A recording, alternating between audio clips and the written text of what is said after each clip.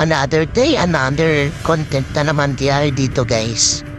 So dito guys, magana tayo dito.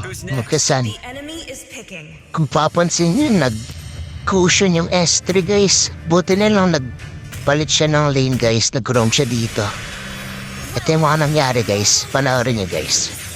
5 seconds till the enemy reaches the battlefield. Smash them! All troops deployed! Who else wants to challenge me?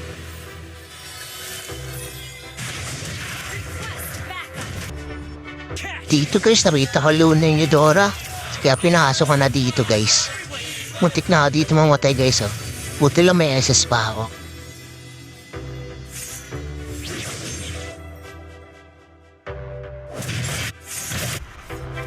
First turtle guys. Dito guys, yun ako yung tank nila guys.